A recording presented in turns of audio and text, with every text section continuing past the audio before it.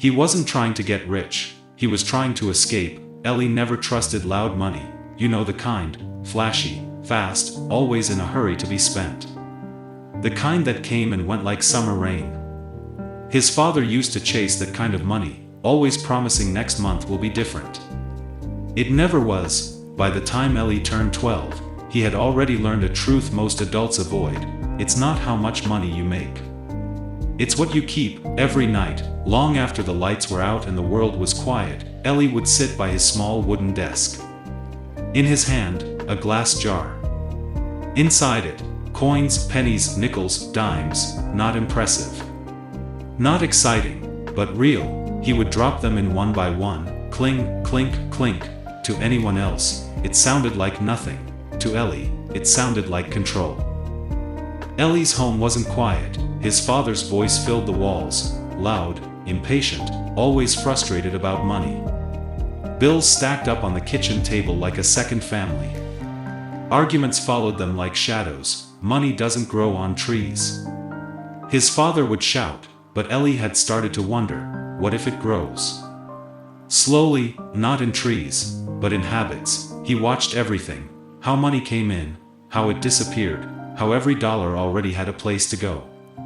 Before it even arrived, that's when he made a decision: he wouldn't be like that. Ellie didn't have much, so he made a rule: I keep at least 20%. No matter what.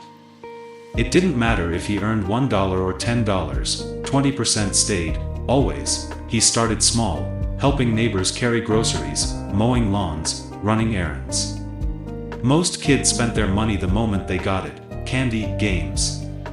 Things that felt good for a moment. Ellie felt the pull too, but every time he did, he remembered the noise in his house, and the silence of his jar, so he chose silence.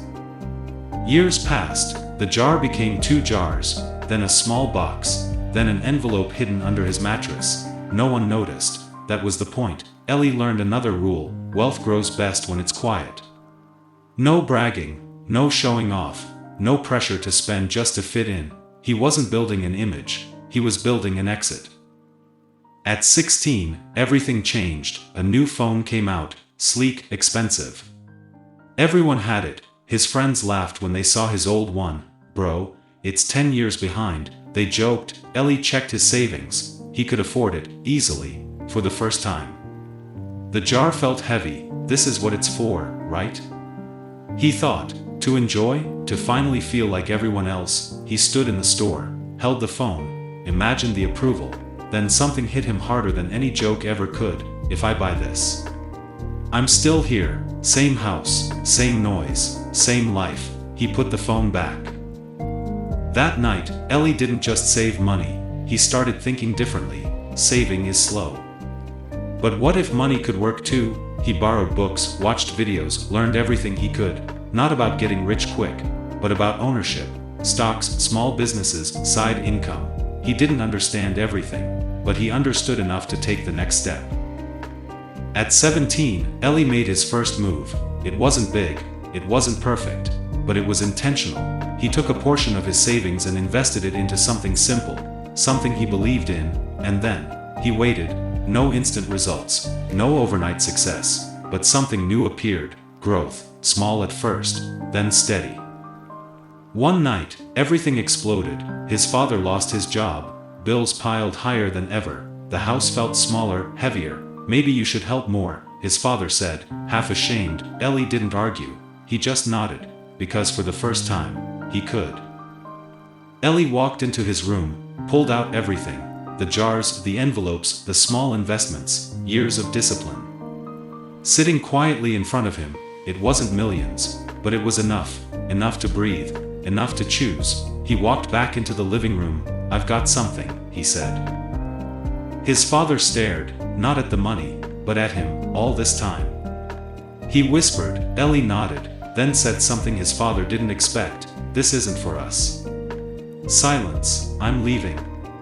Not out of anger, not out of hate, but out of clarity. Ellie didn't leave with a grand speech, no dramatic exit, just a small bag.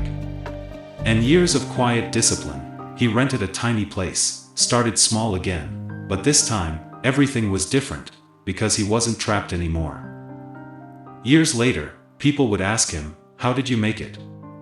They expected a big story, a lucky break, a viral moment.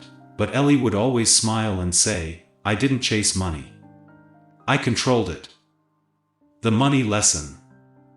Most people think freedom comes from earning more, but Ellie learned something different. Freedom comes from keeping control. Spend less than you earn, save consistently, invest patiently, ignore the noise, because the truth is, you don't need millions to change your life. You just need discipline long enough to give yourself a choice. Ellie didn't become rich overnight. He didn't win. He didn't get lucky. He simply refused to stay where he had no control, and in the end, the coins didn't make him wealthy, they made him free. If this story hit you, it's probably because you see yourself in it. So here's your challenge. Start your coin jar today, not next week, not when you earn more, today, because the difference between staying stuck and buying your freedom isn't time, it's the decision to begin. Subscribe for more cinematic finance stories that don't just entertain, but change how you think about money.